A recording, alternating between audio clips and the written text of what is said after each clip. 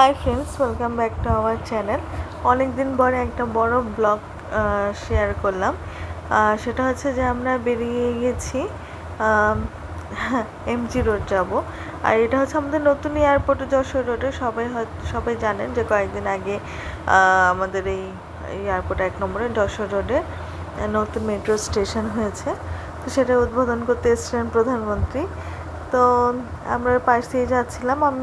আমরা যেহেতু নাগেরবাজার হয়ে অটো দিয়ে যাচ্ছি, যেহেতু আজকে ছিল স্যাটারডে, তো সেই জন্য ওই স্টেশন বন্ধ ছিল, মেট্রো স্টেশন।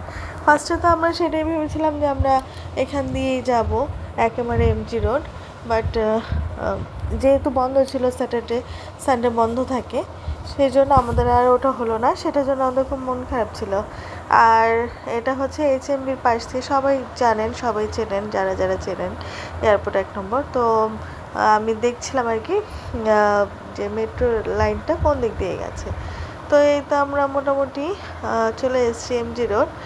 আর দমদম স্টেশনে নেওয়ার পরে মেয়েকে তো নিয়ে একটু উঠতে আমার একটু সময় লাগে।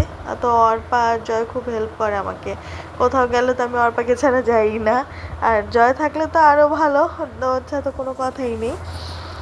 তো এই তো আমি চলে এসেছি। আর আমি এখানে পুরোনো বাড়িগুলি একটু ভিডিও করছিলাম। আর অরিজিনাল ভয়েসটা আমি এই জন্য দিইনি, যেহেতু মানে এখানে যখন আমি ভিডিও করছিলাম তখন আমি কথা বলছিলাম, কিন্তু অরিজিনাল ভয়েসটা দিইনি, কারণ আমার কথাগুলো অত ভালো আসেনি ক্যামেরাতে। তো সেটার জন্য আমি আর কি অরিজিনাল ভয়েসটা দিতে পারলাম না, ভয়েস ওভার দিতে হচ্ছে আমাকে।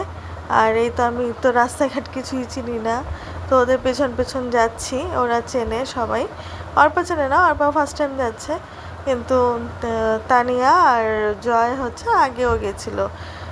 তো সেজন্য। আর অর্পা পাশেই দেখেছে এক জায়গায় জিলিপি ভাজছিল গরম গরম। তো তানিয়াকে বলছিল যে জিলিপি খাবি কিনা রাবড়ি দিয়ে।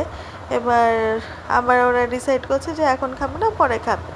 তো সেটার জন্য কোন দিক দিয়ে যাবে না যাবে বারবার জিজ্ঞাসা করছিল যে খাবে কি না। তো ওদের আর কি ওই সময় খাওয়া হয়নি। আর ভাবছিল যে আগে মন্দিরে যাবে, মন্দিরে দর্শন করবে, তারপরেই খাবে। আর আমরা তো সবাই খেয়ে বেরিয়েছিলাম, শুধু অর্পারই খাওয়া হয়নি। তো পুরোনো বাড়িগুলি দেখতে খুব ভাল লাগে, পুরোনো বাড়িগুলি দেখতে তো খুব ভালোই লাগে।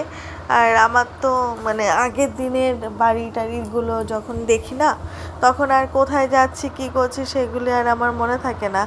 তো এই তো আমি একটু চেষ্টা করছিলাম প্রফেশনাল ব্লগারদের মতো ব্লগ করার, মানে ব্লগিং করার, কিন্তু আমি তো সেই অগাই থাকবো, আমার দ্বারা এইসব হয়তো হবে না।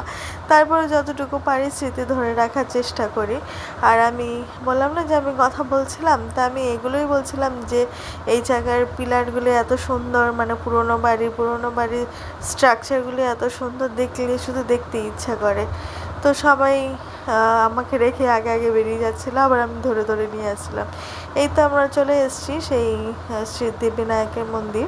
আমি পুরো স্টোরিটা জানি না, বাট এটা একটা মানে একজনের বাড়ি, যেটার হাফ আর কি মন্দির করা হয়েছে, আর মানে বাকি জায়গায় ওনারা থাকেন।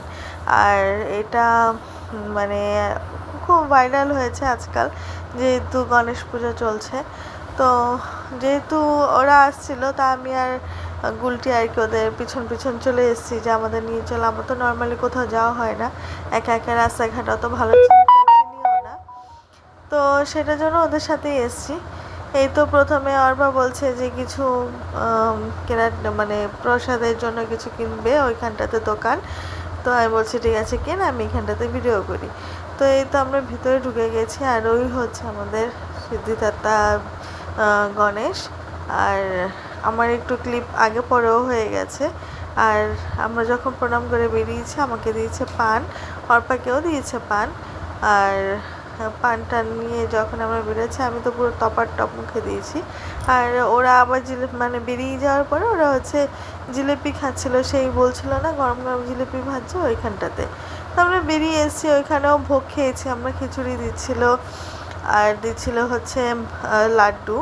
তো খিচুড়ি খেয়েছি আমরা সবাই। আবার যেহেতু আনলিমিটেড দিচ্ছিল, যে যতটা পারে খেতে ততটা নিয়ে আসছে। আমরা আবার মার জন্য নিয়ে আসছিলাম, তানিয়া মার জন্য নিয়ে গেছিলো। আর এই তো বাইরেতে দাঁড়িয়ে আমার মেয়ে আবার একটু ডান্স করছিল, তো এই ভিডিওটা আবার একটু ক্যাপচার করেছিল। তো ওর মতো যেহেতু ভিতরে অনেক গান টান হচ্ছিল না, সেটা তালে তালেও আবার একটু নাচ করছিল। ওই জায়গাটা অনেকটা বড় ছিল,